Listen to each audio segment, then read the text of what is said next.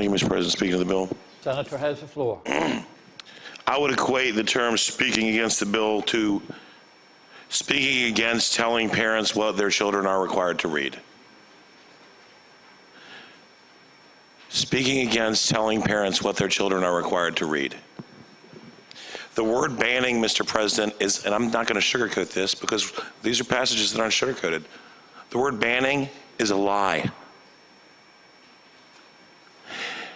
There is no suggestion in this bill of banning any single book. And the senator from Grayson is a lot nicer fellow than me, so he wouldn't read these passages. How can we debate them if we don't read them? So I'll redact some of the language, but I'll read them. What could a burnt-out old black man say to the hunchbacked 11-year-old girl? A bolt of desire ran through his genitals, softening the lips of his anus. He wanted to F her tenderly, but tenderness wouldn't hold. The tightness of her V was more than he could bear. His soul seemed to slip down his guts and fly into her. Mr. President. I understand. Mr. President, would the gentleman yield for a question? Would the senator yield for a question? Yes, sir. Mr. President, would the gentleman agree that the language that he is even redacting may not be best to have the pages in the room, and that the reading of this document may not be valuable at this point?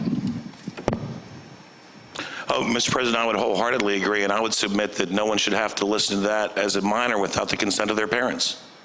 Mr. President, if I could conclude. The senator from James City County. Would the gentleman yield for a question? The senator from Buckingham. Yield Absolutely, for a Mr. President.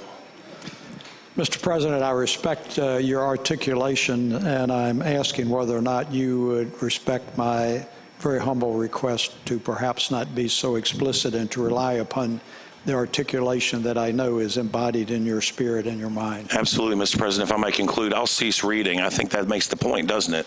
Thank you, sir. And I apologize, that was a rhetorical question. Mr. President, the bottom line is this: nothing in this bill bans anything. To speak against the bill is to speak against informing parents what their children are required to read. And I'll close with this: I'd like veto power before your village is unleashed on my child. Thank you.